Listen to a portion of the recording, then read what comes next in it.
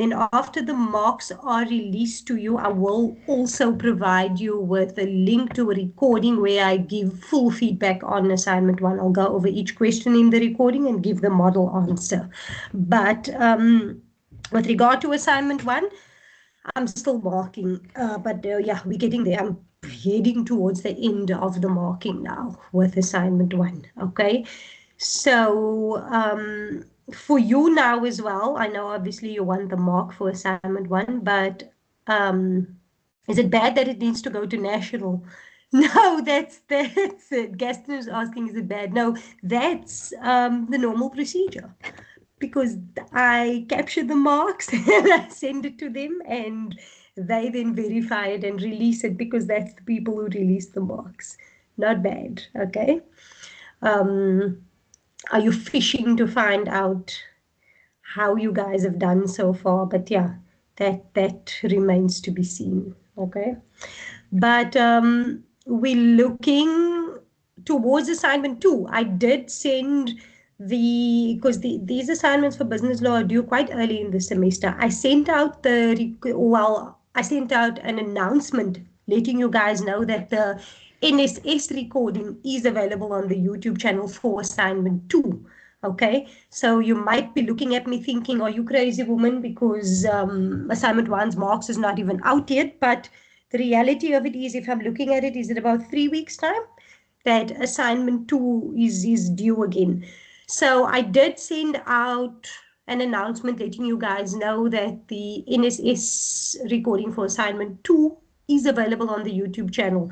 I want to start this session with saying that, did anybody listen to that NSS? And I want to give you a quick opportunity if there's something you want to ask me with regard to assignment 2. Okay.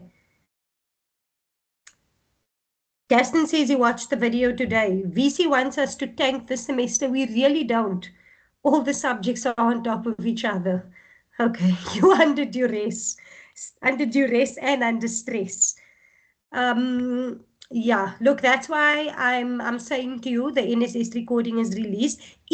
So what you want to do when subjects are on top of each other, you want to manage your time. Yes, that's the most important skill that you need to master, especially in a situation where you have a lot of assignments due during the same period of time or around the same period of time. Hence me asking, did you listen to that NSS? Do you have any early questions with regard to assignment 2? Because don't worry though, our next session, which is not next week, the week after, will be the 3rd of September, will be the official session. Well, not the whole session, the first part of the session. I will take full questions on assignment 2, but I want to do it here now quickly also, if somebody has listened, because like Gaston is saying, assignments are on top of each other. So I want to give you the opportunity here, if anybody here just wants to ask anything related to assignment 2. Okay? For financial year end, I already need 72-hour days. Yeah, it's rough. Look, it's difficult to work and study, for sure, for sure. Okay?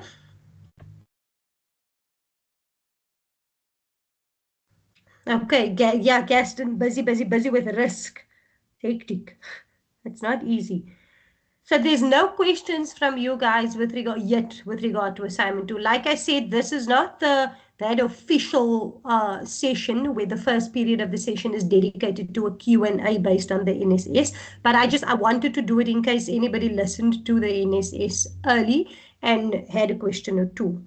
But if there's nothing, we'll jump into tonight's session, because on the 3rd of September, which is our official, that would be the last session that we have before assignment 2 is due, we're gonna chat about assignment 2 there as well. Okay, so nothing from your side or questions in general before I jump into the content? Are we all okay? We all good? We all just sitting tight waiting for assignment 1 marks and then gonna plan our lives from there on in?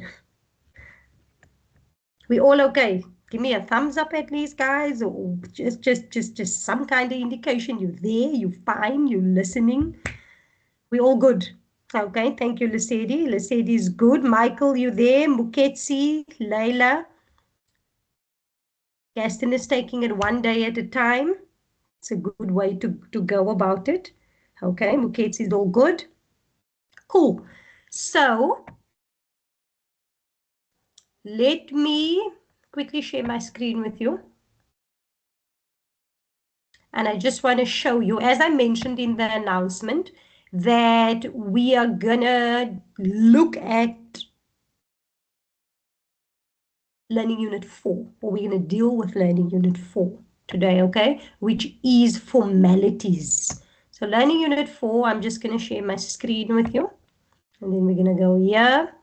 That was assignment 2, in case anybody had questions on it. What's going on here now? I need this away. What is this? I can't see where's assignment 2 now. Yeah. Okay, wait. Why are they doing this? Just stop sharing quickly. Just give me 1 second. That didn't work out well. There we go. Okay. Module done. We're not done. Not by a long shot. Okay. So there we go. So this is Learning Unit 4, which deals with formalities. Okay, you'll see that it's not a long learning unit at all. It's 4 learn outcomes, literally. But it is quite an important learning unit. All the learning units are important, but it's important to grasp this concept of formalities. Okay, what is a formality in terms of your understanding? What does that word mean to you? When I say formalities, and when we speak about Learning Unit 4 deals with formalities, what does that term mean to you, according to your understanding?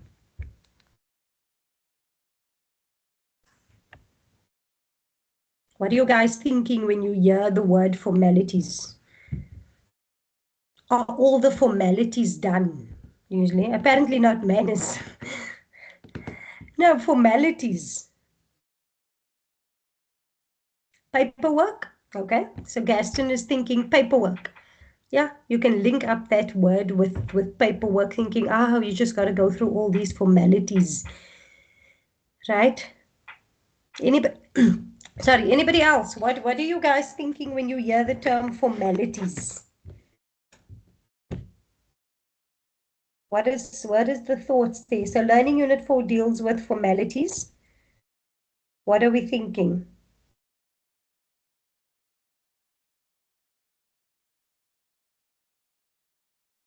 Okay, I see Gaston is typing. He said paperwork first. Legal obligations such as marriage license, as an example, or checking if you're already married.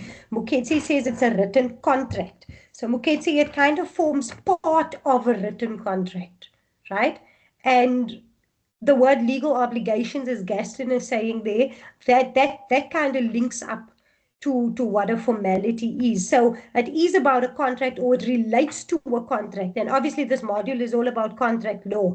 Okay, Gaston is giving us a prenup as an example as well, which is an anti-nuptial contract. Okay, so the right track, the right track. What are we thinking when we say we just got to follow or do all the formalities first before we can? So remember, formalities is one of the requirements for a valid contract. You've got to make sure a prenup is registered, yes, the anti-nuptial contract, because if not, you're married in community of property if it's not registered. Okay, I also have deeds office from Muketsi, okay, which is that's an example of a formality, 100%. Or what happens at the deeds office is an example of a formality, right?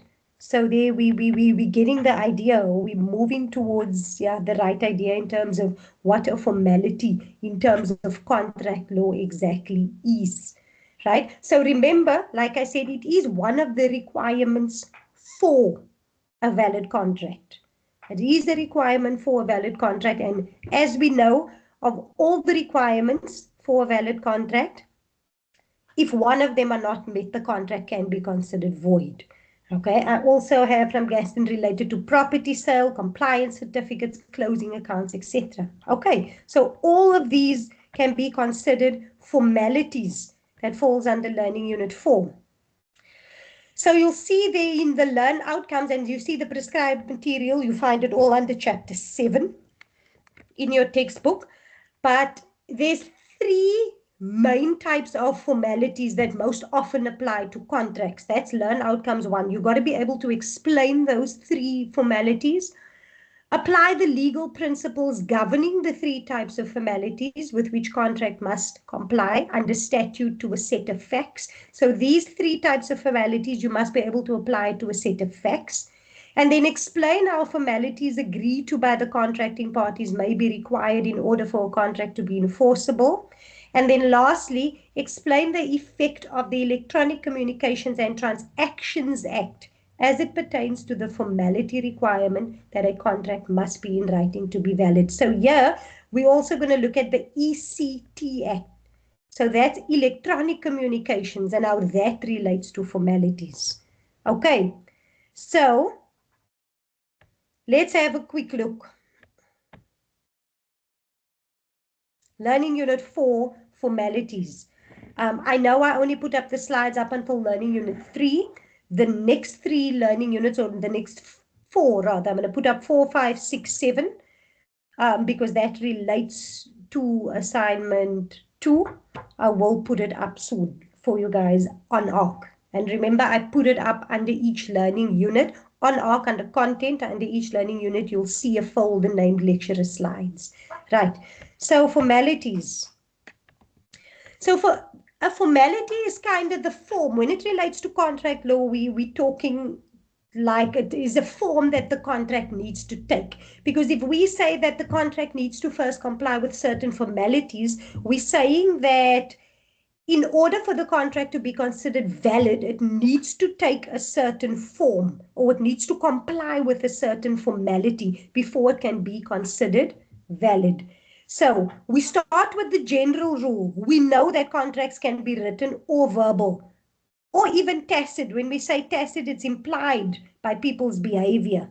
Okay, so the general rule is actually that there are no formalities relating to contracts, because if a contract can be verbal, if I can come up to you and say, do you want to buy my laptop? Are you interested? It's 10,000 Rand. And you say, yes, I'm interested. This is how payment is going to take place. This is how we're going to do delivery. And it's all verbal. That's a valid contract with no formalities. And that is allowed. Okay. That is 100% allowed. The general rule is that a contract does not need to have formalities. It's only in certain instances that it needs formalities. And we're going to have a look now and see when are formalities required. Okay? So the kind of textbook definition of a formality is the outward and visible aspects of a contract. So the visible form that the agreement must take, right? That's kind of what a formality is. The form that the contract exists in. So there are 2 instances in which a contract, or 2 instances when formalities apply to a contract. When it is required by laws, by certain laws or legislation, requires certain types of contracts to have formalities. Okay? The other time that it can be a requirement of formality, because remember I said the general rule is that a contract doesn't need formalities. The only time formalities are going to be applicable is if the law requires that kind of contract, and it depends on the type of contract. If the law requires it to have a formality, that's when a formality will be applicable. Or the parties themselves can decide they want to set some formalities that must be followed in order for the contract to be considered valid. So if we enter into that contract, that example I just gave for the sale of my laptop for 10K, right? But so we enter into verbally, that's how I gave the example. But if we now decide amongst ourselves as the parties to the contract, no, this is not going to work. And it's always the best idea in law, like I said, to have something written down in a contract and signed. So if we decide as the parties ourselves that this contract is only going to be valid, it's not going to be valid verbally. It's only going to be valid if we actually have it written down and both parties sign the contract, then that is a formality that's been decided or created by the parties to the contract themselves. And if that formality is not complied with, if we decided that it must be written down and signed, and that formality isn't complied with, then that contract won't be valid. Remember, you can enter into a verbal contract, but the moment either the law requires the particular type of contract you enter into, if the law requires certain formalities that must be complied with, or us, the parties ourselves, can decide we're going to insert certain formalities into this contract, and the contract won't be valid without it, then those formalities must be followed. Does that make sense so far? Okay. I'm coming back here to the chat just to check. Is there questions? Does it make sense? Gaston says he's happy. We're all okay so far with regard to what a formality is and when they become applicable to a contract. When the law requires it or when the parties themselves require it. Okay. So, how do we know which formalities apply or what formalities apply to which contract? Okay. So like we said, either the law, there'll be a certain act, a piece of legislation that says this type of contract must follow these formalities. And once there's a law that says that, all those kind of contracts must comply with the formalities. Or, like I said, the contracting parties themselves can insert formalities into a contract or set formalities, right? The general rule, though, if there is no express provision that certain formalities must be complied with, then a valid contract will be created as soon as the parties complied with all the other requirements. If they have the capacity to act, they've reached consensus, the obligations are physically and legally possible, then no formalities are required. The only time formalities are required is if the law requires it, or the parties themselves, the parties to the contract themselves require formalities. Okay? Normally, the parties are free to choose the way in which they wish to create a contract. So they can choose, do they want to conclude a contract in writing or orally or tacitly? Unless the specific type of contract they want to enter into, there's a law that requires a certain formalities, then they must comply with it, okay? Then you can't just do your own thing. So let's look at some examples of formalities that are required by law. The Alienation of Land Act, right? So contracts for the alienation of land. The Alienation of Land Act, that is if you are selling a piece of immovable property, a house or a piece of land or something, that particular act says when you enter into a contract to sell a house or a piece of immovable property, a land or whatever the case may be, that kind of contract must be in writing and must be signed. That's an example of a formality required by law. So if I want to sell my house to you, I simply cannot verbally enter into that contract with you and ask you, do you want to buy my house for R1,000,000? And you're like, yes, cool, let's do it.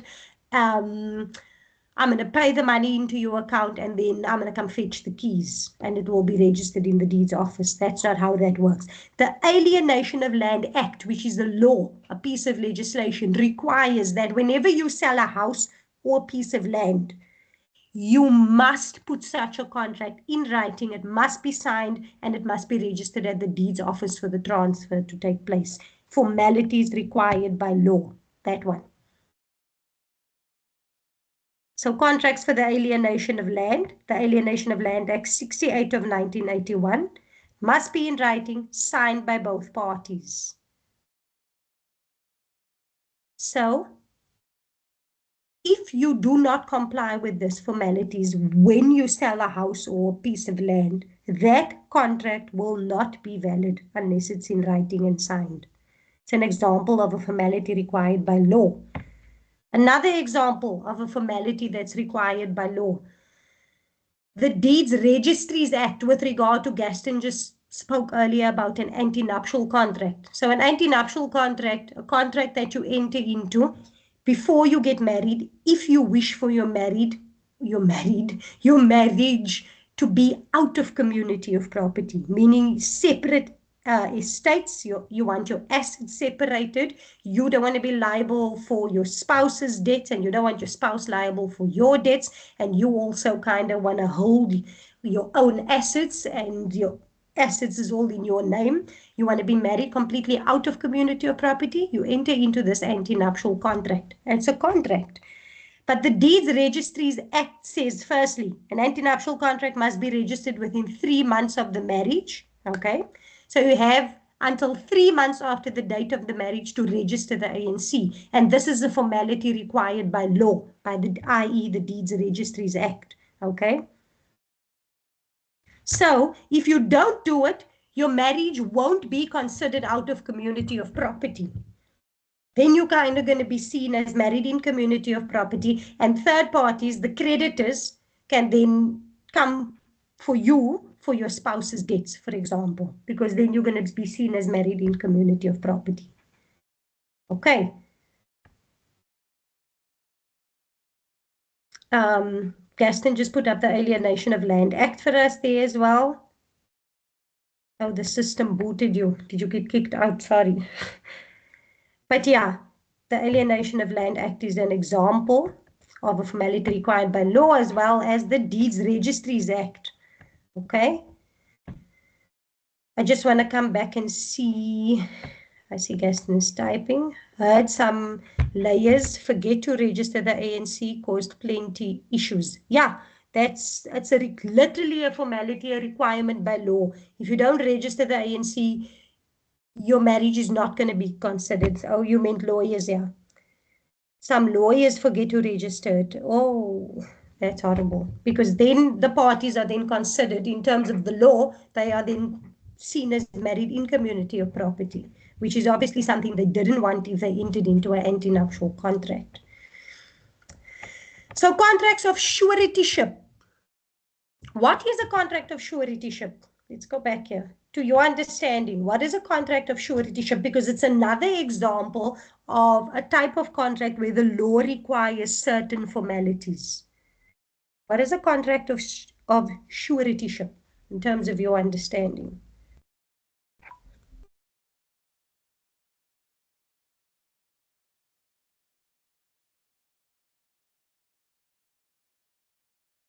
Where someone agrees to cover a debt or loan if there is a default, 100%. And importantly, sign off on another person's debt. 100%. Essentially, that's what you're doing. So suretyship is you not part of, Gaston says, don't ever sign those. Sometimes if it's your child, you'll sign it, Gaston. Okay, so because a lot of times students, so if a student is generally 18 or older, say they just finished school and they're not working as yet, and they enter into a contract with the university where they study, as an example, then generally the parents will stand as surety to say that, because technically the parents are the ones paying, but because they're over 18, they enter into the contract with the university. But it's where you stand for another person's debt. But or other kind of surety is if I sign and the bank borrows me money, and they are, because sometimes the bank requires a surety, because they say, look, we looked at your credit record, we looked at your income, we looked at your expenses, we're not 100% comfortable borrowing you a 200,000 rand, for example. So they say, we'll do it though if somebody can stand as surety for you. And then if you have a very good friend or a family member or somebody that comes in and signs a surety, in other words, that means if you can't pay, if you don't pay your regular installments on that personal loan, the bank can go after the person who signed a surety. Okay? Niveshan, I saw you typing. Did you want to say something? Or did I kind of say what you wanted to say now already?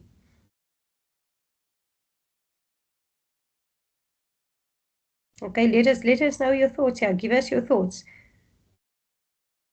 in terms of a surety. Okay, Okay, Nivation says no questions. Okay, I saw you typing, so I thought you wanted to say something.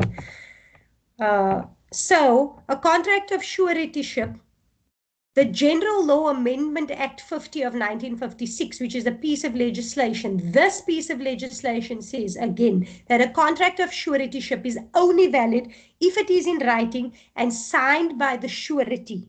So again, if you enter into a contract of suretyship, or if you sign a contract of suretyship, it's only going to be valid if it's in writing and signed. You can't enter into a contract of suretyship verbally. That's another example of a formality in a contract required by law. So these kinds of contracts must be in writing and signed. Otherwise, they won't be valid. You can't enter into it verbally. A contract of donation, where the performance is due somewhere in the future, right, is only valid again if the terms are reduced to writing and signed by the donor. But importantly, it only applies to a contract of donation where the thing is only going to be donated or given to the person in the future. If the thing is already given or delivered, then this writing formality and signed formality is not applicable. It only applies if the performance is due somewhere in the future. Okay? You can read about consumer protection contracts, the CPA, where they give you examples of certain parts that's got to be in writing or certain types of contract. The National Credit Act there, a credit agreement, any credit agreement you enter into must be in writing and signed. Okay, so all of those are examples of formalities required by law, where certain types of contracts have certain formalities that the law prescribes, and you've got to comply with those formalities if you enter into those kind of contracts, because if you don't, the contract will not be valid and it will be void, right? Then, as I said, so either the law can prescribe formalities or the parties themselves. So even if there's no law for the type of contract that you're going to enter into, sometimes, though, the parties themselves prescribe certain formalities. So they decide between themselves that the contract has got to be in a specific form, otherwise it's not going to be valid. For example, if the offerer says that the acceptance of the offer must be in writing, then it will only be considered in law to be a legally valid acceptance where it's actually in writing. So you yourselves can decide as the parties, even if it's a normal sales agreement, it's not an agreement for the alienation of land, it's not a suretyship agreement, it's not an anti-nuptial contract, but you decide, which is, like I said, always the best in law, amongst yourselves as the parties to the contract. Look, this contract is not going to be valid if we don't have it written down and signed by both of us. Then that becomes a formality. And if that formality is not complied with, the contract will not be considered valid. Right? That's if the parties themselves insert formalities. We all still good. Okay. Sorry, I see as a question. I'm coming back to the chat. Let's deal with it. Okay. So what happens if the person signing off the suretyship cannot pay off the debt in the end? What happens then? Would the bank then go after their home, car, assets, etc.? They 100% would.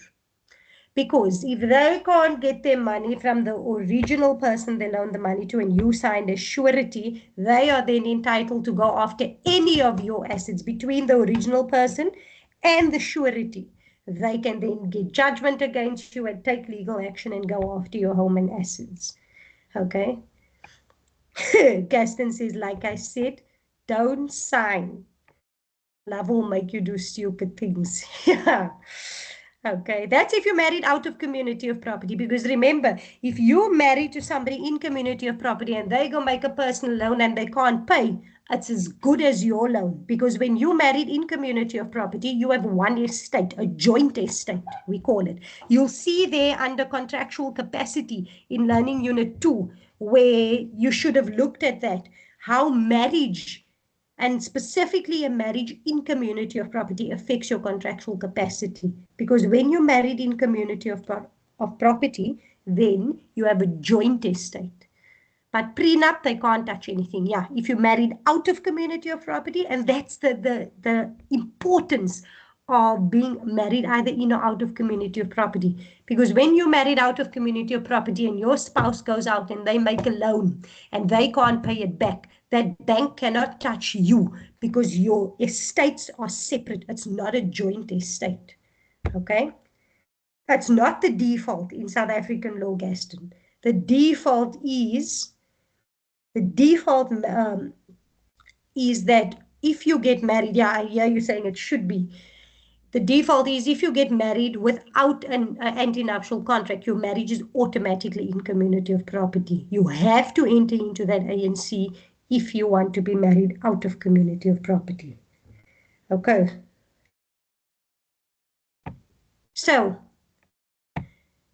then we look at electronic transactions, which is very applicable to the modern day world. So if we nowadays, a lot of people enter into contracts electronically via email, for example, is one of the most popular ways, probably from an electronic perspective, to enter into a contract. Okay.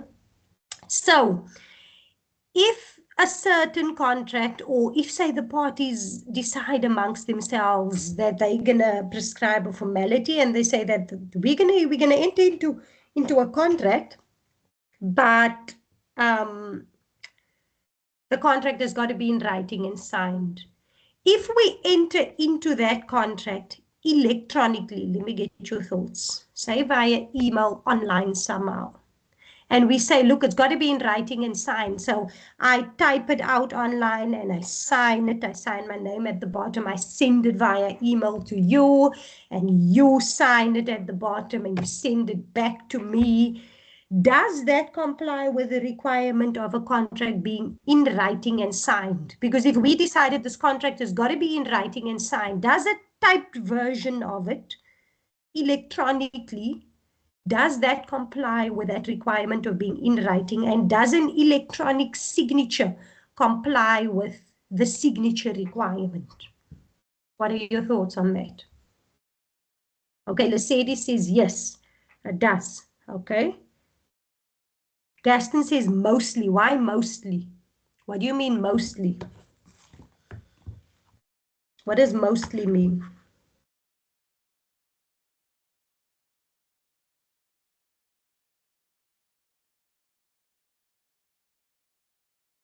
When you say it mostly complies with the in writing and signed requirement, what does that mean?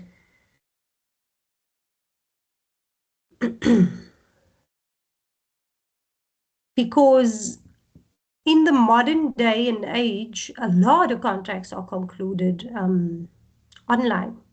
You need to ensure no one else has access. It leaves room for arguments that someone else signed it. Okay, so you're referring to, I see what you're referring to. You're referring to, obviously, because we're not in person anymore. So I'm not personally giving you the contract and making sure that it's you that sign it, because anybody can sit behind a computer and type it out.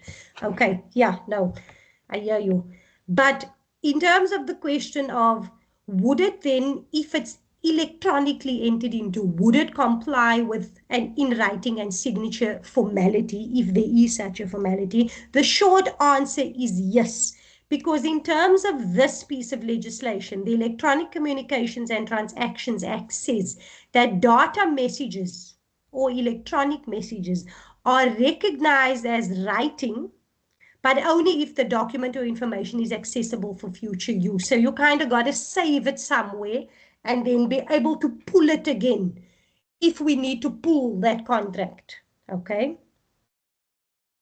So 100% it will comply with the in writing and signature requirements if that writing is electronic, and if that signature is electronic, it is, in terms of the ECTA, equivalent to a normal written down, handwritten contract and hand signed contract, or your own handwritten signature, right? So yes, you can enter into an electronic transaction, and yes, if there is a formality that that transaction must be in writing and it must be signed, if it's done electronically, that complies with that in writing and signature requirement. Okay. However, take note, the ECT Act does not apply to certain contracts. In other words, certain contracts, the law still says cannot be completed online or electronically. For example, again, the sale of land. The Alienation of Land Act says you cannot enter into a contract for the alienation of land electronically or online. That must still be done. Hard copy, old school, there's got to be a physical copy. You can't do that electronically. So examples of contracts that are not allowed to be concluded electronically, like I said, an agreement for the alienation of immovable property, an agreement for a long-term lease of immovable property where the lease is longer than 20 years. These kind of contracts, again, cannot be entered into electronically.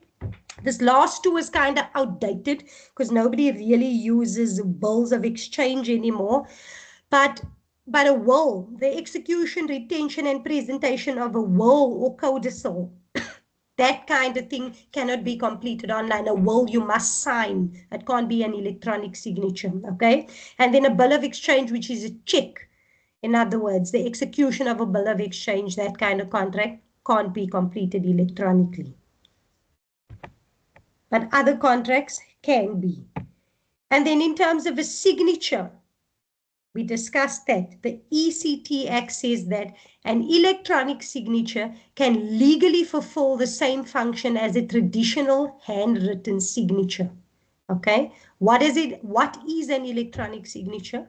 Anything that's intended to be a signature. So even if it's just a typed name at the end of the document, even if I just say KG, or a scanned handwritten signature, or the use of a complex identification technology. You know, the advanced electronic signatures where you actually have, and it's still online, but it's your actual signature where you are able to sign, even with your finger nowadays on the touch screen, you can sign. That's an advanced one. And important to note, if the law requires a signature for that type of contract, you must use an advanced electronic signature. In other words, you can't just type your name, okay? That advanced one, where it's your actual signature, even though it's electronic. If the law requires the specific type of contract to have a signature, you must have an advanced electronic signature. But if it's a normal sales agreement, for example, the law doesn't require that to be signed, then you can just have KG, your initials or your name, Kim Gi, and you're good, okay? When a signature is not required by law, then all the other methods may be used. But if the law requires a signature for a specific kind of contract, it must be an advanced electronic signature. Okay, so that is, let me stop sharing quickly. That is formalities, when they are required, how they apply to electronic signatures, etc. Any questions before we look at some practical examples? I actually want to go into something. Tell me if there's questions from your side with regard to that.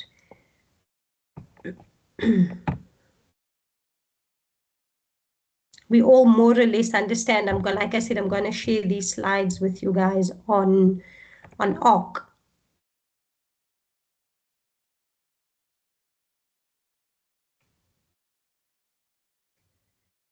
I'm just finding quickly the question. Michael says is all good.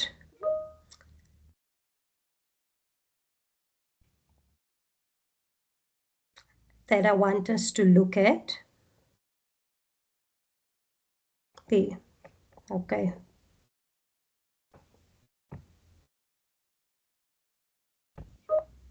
Life insurance used biometrics, photo and heart rate. Ah, that is interesting. So they're making double sure that it's you. Even your heart rate, because everybody's heart, I believe, has a unique beat to it, does it? Right? They want to make 100% sure that it is you that they're dealing with. It's not a bad idea. Okay. Let's quickly look at a practical example of a question that relates to formalities. I'm going to share my screen again. This question, it's actually question 6 that came up in the supplementary exam for business law. Okay, so Nosipo owns a bakery and is preparing to open a new branch. She meets with Asanda, who runs a marketing firm, to discuss promoting the launch of the new shop. During the meeting, they agreed that Asanda's firm will create a digital marketing campaign, including social media ads and promotional content, to be rolled out before her bakery opens. Asanda explains that she cannot begin work until Nasipo formally accepts her standard service contract, which includes her terms and conditions and is attached to the quote. Nasipo responds to the email containing the quote and contract by saying she agrees, but she never signs or returns the contract. So she says, yes, I agree, but she doesn't sign or return the contract. Remember, there's no law. That's the first point you want to look at. What kind of contract is it? It's a contract, a normal contract that a business owner is entering into with a marketing company. There's no specific law that says this contract must be in writing or signed. It's only Asanda that says to her, I can't begin work until you formally accept my standard service contract, okay?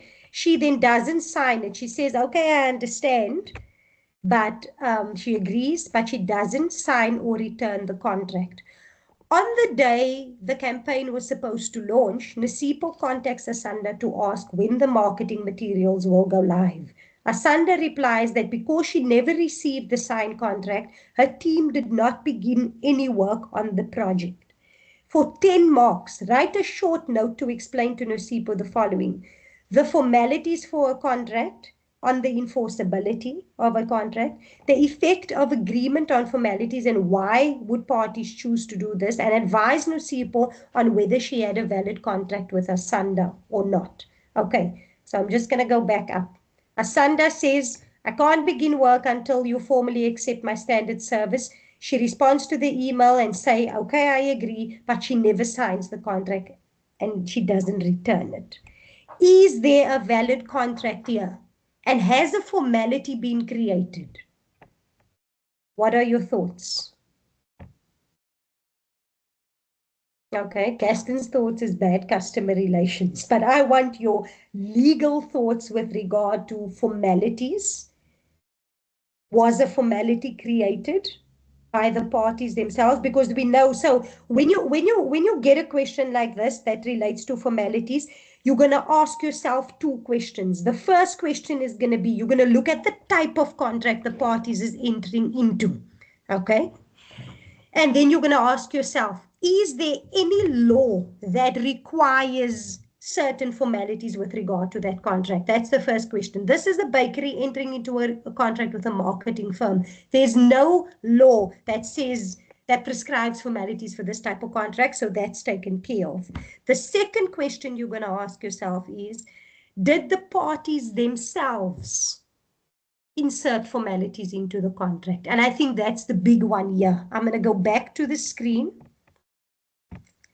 and I want you to look at, from there, Sanda explains and down further, read it and tell me, was there a formality created or prescribed by the parties themselves? That's the first question that you have to answer. I'm going to give you a minute. I'm going to leave the screen here.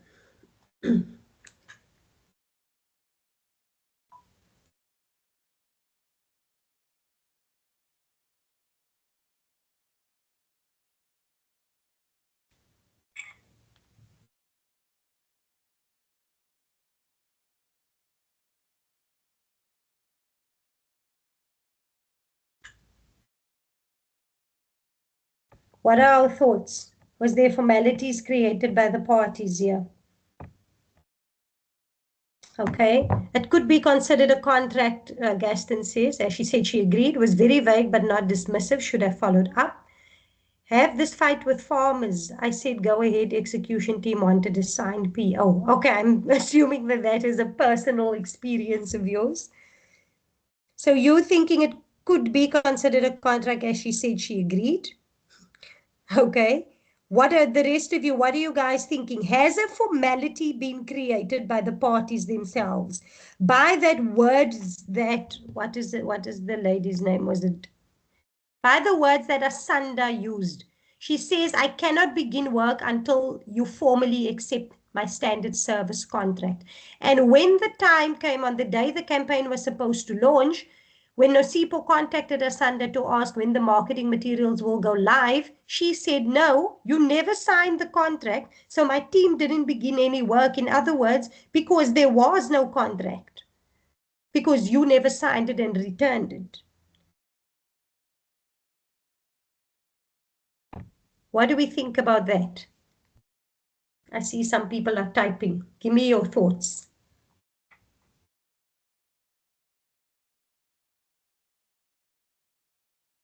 Gaston says it's muddy water. But you see, when you are sure, when you're faced with a question like this in the exam, you need a confident answer. And like I said, you're going to approach any question that relates to formalities by asking these two questions. The first one is you're going to look at the type of contract and you're going to ask yourself, is there a law that requires formalities for the type of contract that is given in the example? And then the second question you're going to ask yourself is, if you can cancel that out and say no, then you're going to say, has the parties themselves created any formalities for this contract?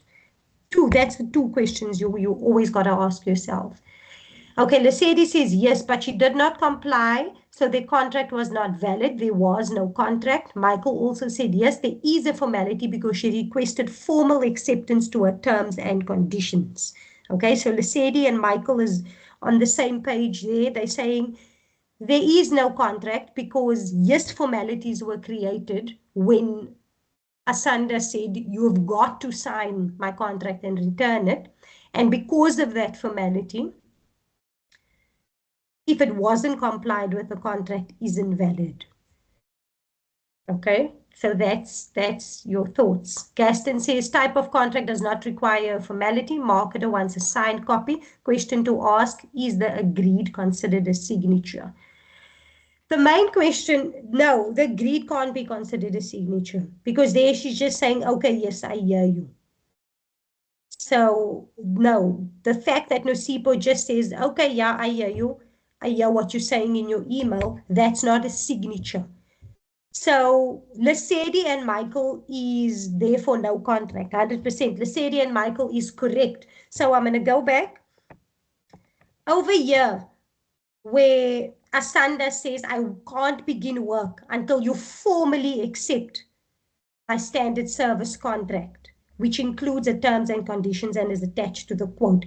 There, a formality is created by the parties themselves because Nosipo agrees and says, okay, cool, I hear you, but she never signs it. So yes, a formality was created, and by not signing and returning the contract, Nosipo fails to comply with the formality that was created by the parties themselves, and therefore Asanda is within a full rights to say, I didn't begin any work on the project because there was no valid contract entered into because you did not comply with the formality that we as the parties to the contract created or prescribed.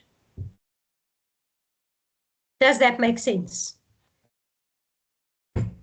That was a very good example, I think, of a question that relates to, yes, Michael is happy. That relates to a formality that's created by the parties themselves. I'm going to look at one more question quickly. Is it here? No, that's something else. No, where was it? It's not that. Well, not that one. I wanted the other one. Let me see. This. Just give me 1 second. I'm going to stop sharing quickly.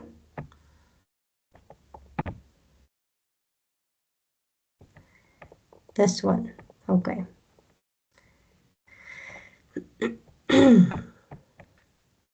Let's look at one other example before we call it a night. Then look at question 4. So it's a long story about Claire that sells a piece of land to Diane for 500,000. They both agree the price is going to be paid in a certain way. Diane is required to lodge a bank guarantee. To Diane's delight, the lodgement takes place within a week and the balance is ready to be transferred to Claire. Claire delays the transfer, but however, and suddenly says she wants to withdraw from the contract. But besides that, 4.1 just deals with identify the type of formalities required by the above transaction and justify your answer. So Claire is selling a piece of land to Diane for 500,000 Rand. What type of formalities will be required here, where it's a piece of land that is being sold? Talk to me. Legislation requires a contract, formalities are required, Gaston says. 100%. Which legislation and what does that legislation require? What type of formalities? If it's the sale of a piece of land, like that is there.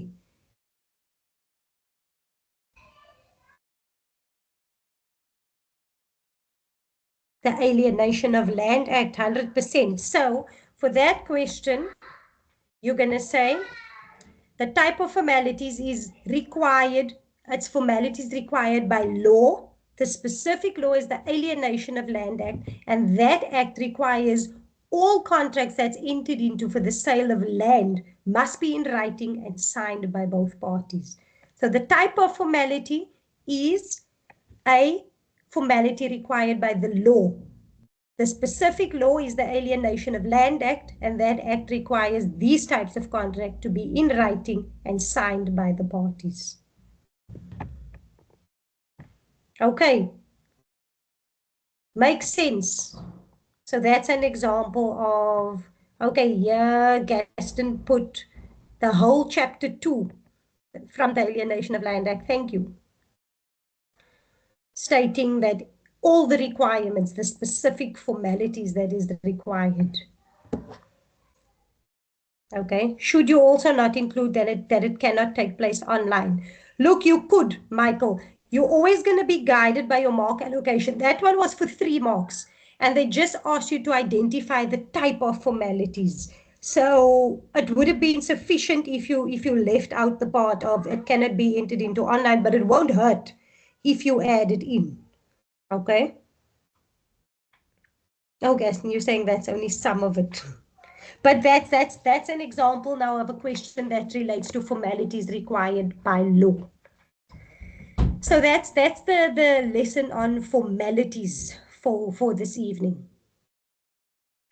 Any questions, queries, comments? Did it make sense what I was saying, what I was explaining, the example questions that you did?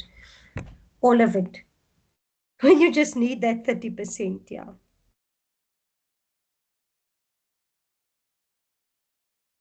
Are we all happy?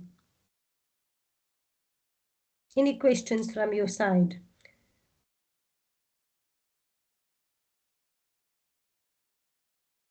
Let me know.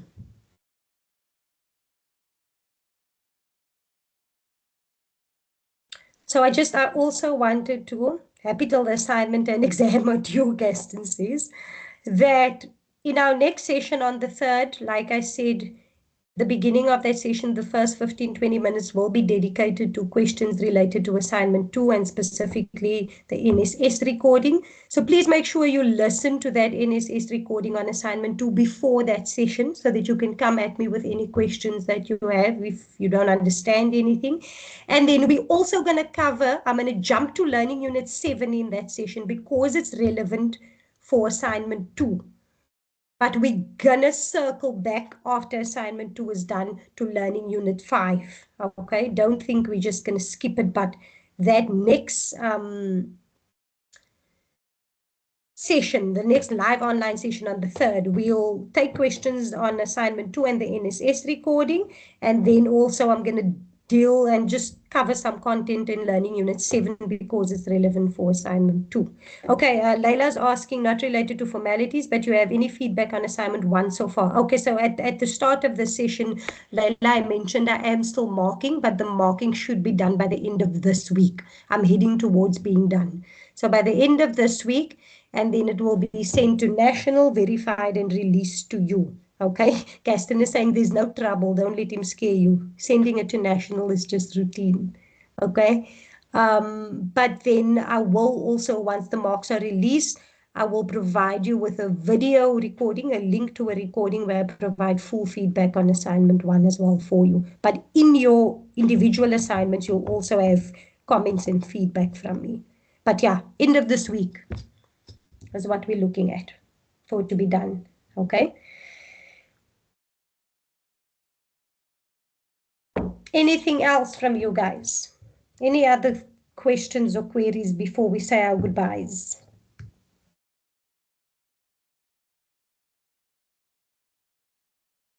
We're all good? We're all happy? Until next time, obviously, if something pops up in between our live sessions, please send me an email and we can deal with it.